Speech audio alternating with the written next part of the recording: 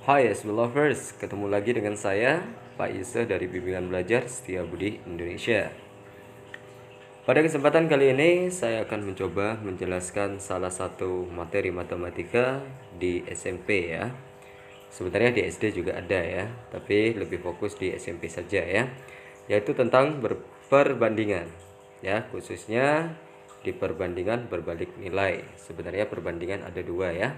Ada perbandingan senilai dan juga ada perbandingan berbalik nilai.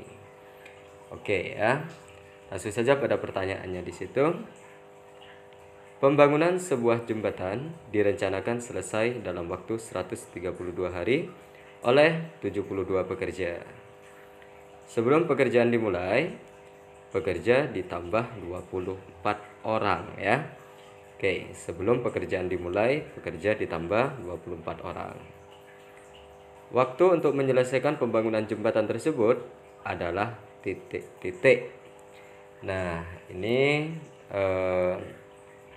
merencanakan suatu pekerjaan ya akan selesai kapan, maksudnya seperti itu ya. Karena materi ini perbandingan berbalik nilai, maka bagaimanakah cara menyelesaikannya? Oke. Yang pertama di situ adalah kalian buat dulu tabel ya.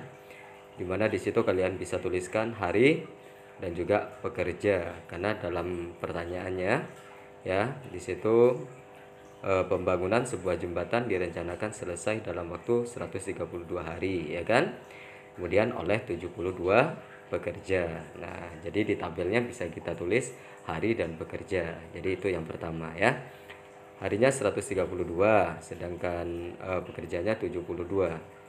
Nah yang jadi kunci dari soal ini adalah kalimat kedua, sebelum pekerjaan dimulai, pekerja ditambah 24 orang.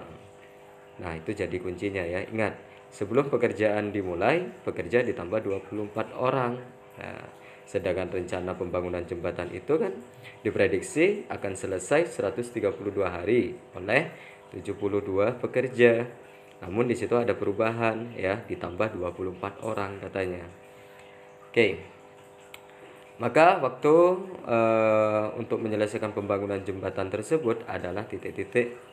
Kira-kira gimana cara mengerjakannya ya? Kita kembali ke tabel itu ya. Harinya 132 ya, selesai dalam waktu 132 hari kalau pekerjanya itu jumlahnya 72. Nah, namun di situ ada tambahan kan di kalimat kedua kan, sebelum pekerjaan dimulai, pekerja ditambah 24 orang. Berarti ditambah pekerjanya kan? 72 sebelumnya, kemudian ditambah 24, yaitu sama dengan 96. Jadi jumlah pekerjanya 96. Sedangkan pertanyaan tersebut yaitu prediksi ya, akan selesai pembangunan jembatan itu berapa hari. Jadi maksudnya seperti itu. Kita bisa menulisnya X di situ ya. Seperti yang saya katakan tadi, perbandingan itu ada dua, yaitu ada perbandingan senilai dan ada perbandingan berbalik nilai. Namun kita fokus pada berbalik nilai. Kemudian gimana kita bisa tahu itu perbandingan senilai atau perbandingan berbalik nilai? Caranya adalah perhatikan di tabelnya itu ya, yaitu 132 ke X ya, itu kira-kira bertambah atau berkurang ya, lebih cepat selesai atau lebih lama selesainya. Jadi seperti itu ya. Oke, untuk membuat kalian paham, kalian fokus pada pekerjanya saja ya. Di situ untuk 132 hari itu prediksinya 72 pekerja. Sedangkan kalau pekerjanya ditambah 24 itu menjadi 96 kan ya. Jadi 72 ke 96 itu naik atau turun ya, bertambah atau berkurang. Ya, yang jelas di situ 72 ke 96 itu bertambah kan? Jadi kita bisa memberikan tanda itu positif atau bertambah. Nah, sedangkan yang hari kita bisa berpikir ya. Kalian bisa bayangkan 132 hari kalau pekerjanya 72. Kalau pekerjaannya 96 kan otomatis lebih cepat selesai kan? Ya mungkin bisa 90, itu kan berkurang ya kan, dari 132 bisa menjadi 90 mungkin. Jadi seperti itu, kalian bayangin saja sendiri ya. Nah, yang kita butuhkan hanyalah tandanya positif apa negatif di situ. Ya, 132 ke X. Yang jelas kan berkurang kan. Jadi kita kasih tanda negatif. Nah, dari situ kita bisa menentukan atau kita bisa tahu itu perbandingan apa? Senilai atau berbalik nilai.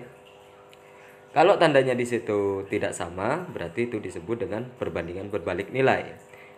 Di situ negatif dan satunya positif kan? Jadi seperti itu. Jadi kalau tidak sama pasti itu perbandingan berbalik nilai. Tapi kalau sama, misalnya yang hari itu berkurang, pekerjanya juga berkurang, itu perbandingan senilai. Jadi seperti itu. Atau satunya positif, satunya juga positif. Nah, itu perbandingan senilai ya, bukan berbalik nilai. Karena di situ tidak sama, berarti itu termasuk perbandingan berbalik nilai. Nah, untuk rumusnya perbandingan berbalik nilai itu adalah A per B sama dengan D per C. Loh, maksudnya A per B sama dengan D per C itu gimana? Nah, kalian perhatikan di situ, di tabelnya.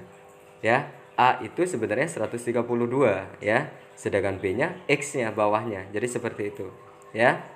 Jadi A-nya itu 132, B-nya X. Kemudian C itu dari mana? D itu dari mana? C-nya di situ adalah 72. Sedangkan D-nya adalah 96 itu. Jangan kebalik ya. Dari atas ke bawah, dari atas ke bawah. Oke, jadi seperti itu rumus dari perbandingan berbalik nilai ya. Oke, sekarang kita ke penyelesaiannya ya. Di situ A-nya adalah 132 ya, B-nya adalah X. Jadi 132 per X sama dengan D per C. D-nya seperti yang saya katakan tadi, yaitu yang di bawah, yaitu 96 per C. C-nya 72. Jadi seperti itu. Nah, kemudian langkah berikutnya tinggal kalian kalikan silang. Ya, ingat ya, kalikan silang, yaitu 132 kali 72. Jadi disilang saja ya. Sama dengan 96 kali X. Nah, jadi seperti itu, disilang ya. Kemudian kita hitung 132 kali 72 itu menghasilkan 9504. Sama dengan 96 kali X itu kan 9X, 96X ya. Jadi seperti itu.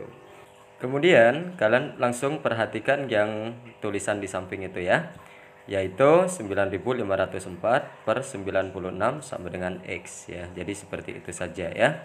Oke, dari mana itu?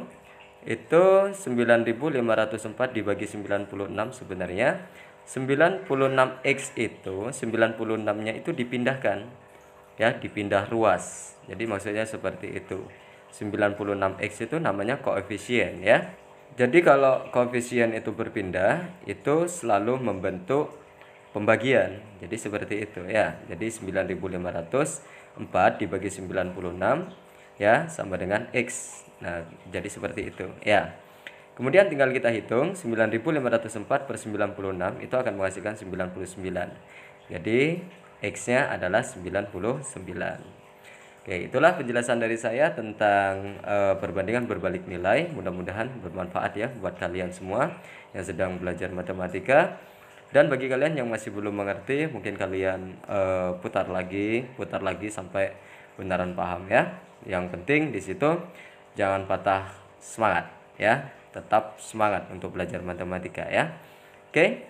Dan terakhir dari saya, sampai jumpa di video berikutnya.